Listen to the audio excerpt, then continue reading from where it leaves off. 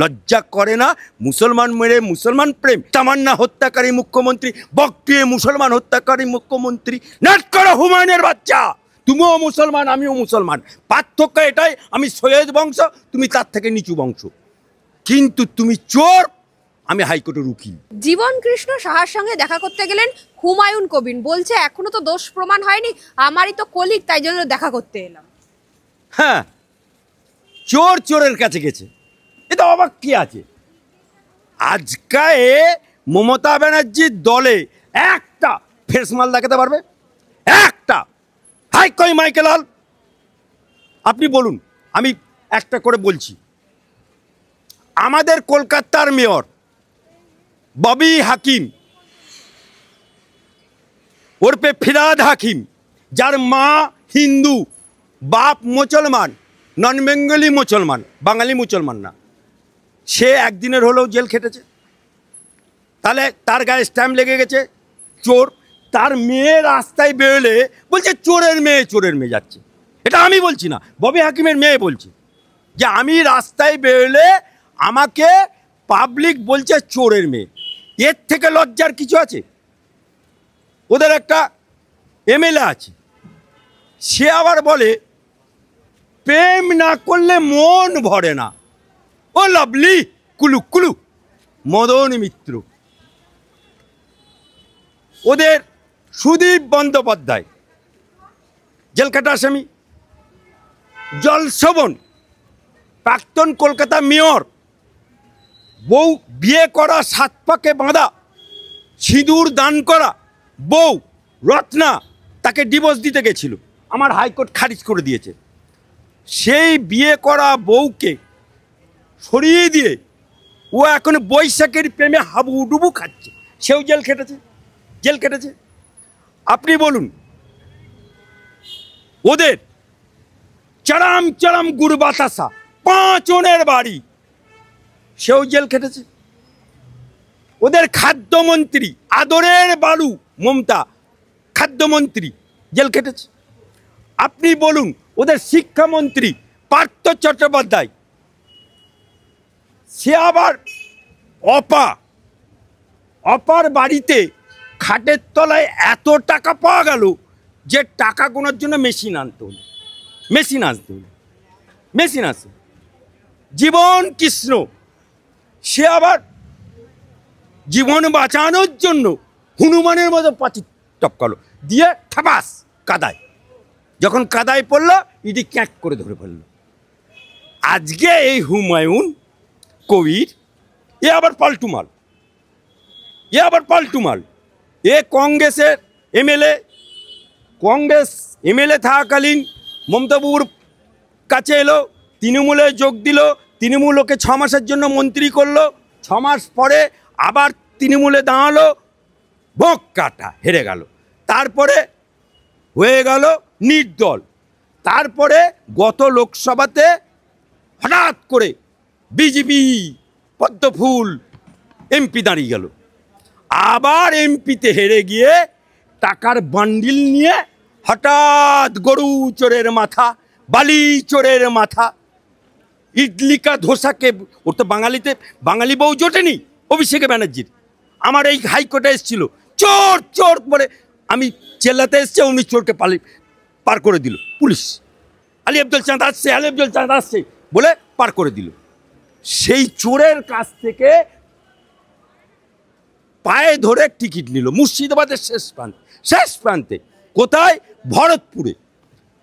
সেই হুমায়ুন কবির, নাট করো হুমায়ুনের বাচ্চা, তুমিও মুসলমান আমিও মুসলমান, পার্থক্য এটাই আমি সৈয়দ বংশ, তুমি তার থেকে নিচু বংশ, কিন্তু তুমি চোর, আমি হাইকোর্টের উকিল। তুমি ওই ভরতপুরের 2টো ব্লক, বিধানসভা একটা, সালার 2 নম্বর ব্লক, ওখানে একজন তার জমি জোর করে দখল করে বাড়ি করেছে, এবং ওখানকার ব্লক প্রেসিডেন্ট বর্তমানে তৃণমূলের, সেই ব্লক প্রেসিডেন্ট ওই হুমায়ুনকে তারা কাটালো, বাঁচাও বলে পালিয়ে এলো। ওই হুমায়ুন 1 নম্বর ব্লক ভরতপুর 1, সেখানে গেল, মেয়ে ছেলেরা ঝাঁটানি তারা করলো, সেই হুমায়ুন, যে হুমায়ুন বলেছিল মুর্শিদাবাদের বুকে 70% আমরা, 30% ওরা, মেরে গঙ্গায় ভাসত। আরে তুই কি মেরে গঙ্গায় ভাসাবি? হ্যাঁ, মুর্শিদাবাদ পেরোবি নদিয়া, নদিয়ায় থেকে হাওড়া, হাওড়া টপকে ব্রিজ আছে, তুই ব্রিজের ওপরেই তো ফিনিশ হয়ে যাবি। হ্যাঁ, তুই তো ব্রিজের ওপরেই তো ফিনিশ হয়ে যাবি, কলকাতা ঢুকতে হবে না, কলকাতা ঢুকতে। তুই আবার বড় বড় কথা বলিস। তুই এখন জীবন কৃষ্ণর সাথে দেখা করেছিস। ও মোর ভাই রে, ওরে মোর চাচাতো ভাই রে, ওরে আমার খুড়তুতো ভাই রে। অর্থাৎ এরা সব এমএলএ থেকে লেমেরেলে হয়ে গেছে। আচ্ছা, মুখ্যমন্ত্রী বলেছিল যে মাদ্রাসা তৈরি করবে ক্ষমতায় আসার পর। মাদ্রাসায় 12 বছর নিয়োগ নেই, শিক্ষকরা রাস্তায় নেমেছে।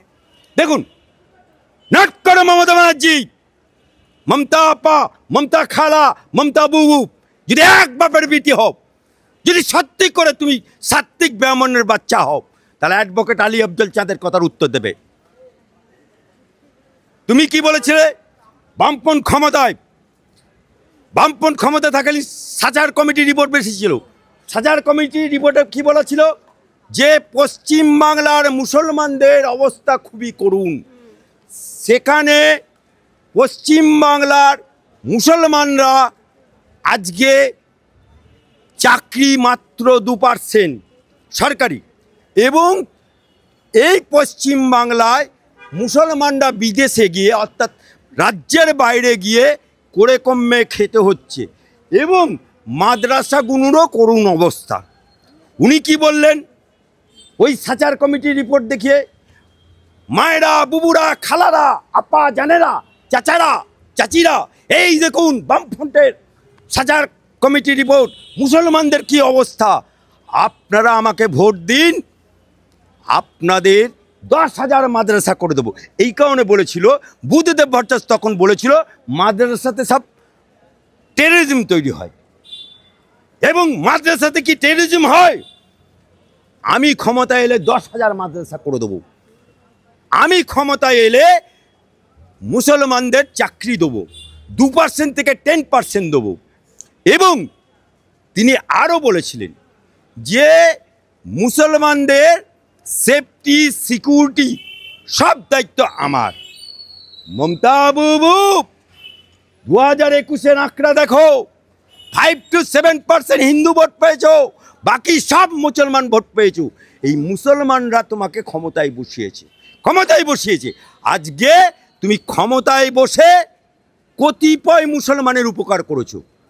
যেমন সিদ্দিকুল্লাহ চৌধুরী, সফেদ ঘোড়া, ওর উপকার হয়েছে। ফিরাদ হাকিম, ডবল চোর, তার উপকার হয়েছে। কাসেম সিদ্দিকি, জেনারেল সেক্রেটারি, তার উন্নতি হয়েছে। তোহা সিদ্দিকি, বিশাল রাজপ্রাসাদ বাড়ি হয়েছে। সিদ্দিকুল্লাহ চৌধুরী, সফেদ ঘোড়া, তার উন্নতি হয়েছে।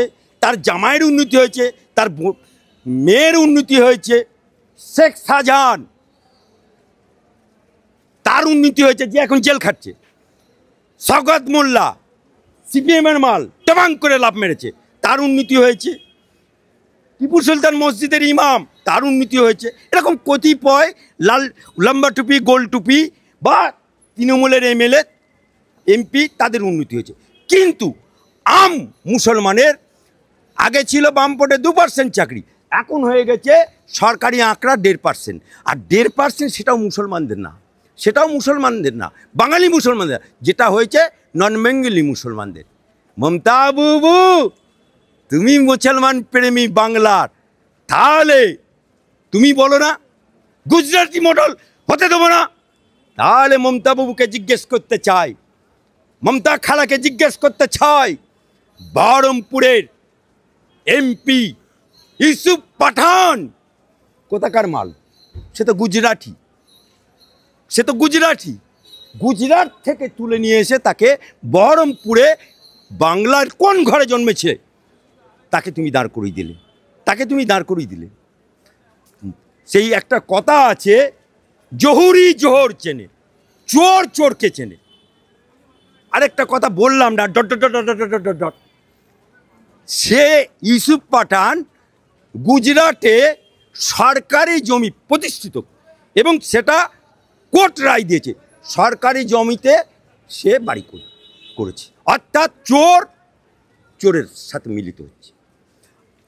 আজকে বাংলার বুকে তুমি মুসলমানদেরকে বোমারু বানিয়েছো, আজকে মুসলমানদেরকে তুমি ঠ্যাঙারে বাহিনী বানিয়েছো, আজকে মুসলমানদেরকে ভোট লুটেরা বানিয়েছো, আজকে মুসলমানদের চাকরি নেই, বাকরি নেই, ব্যবসা নেই, এমনকি বাঙালিদেরও নেই। এই জন্যই মমতা বাবুকে বলতে হচ্ছে চপ ভাজো, মুড়ি ভাজো, ঘুগনি তৈরি করো।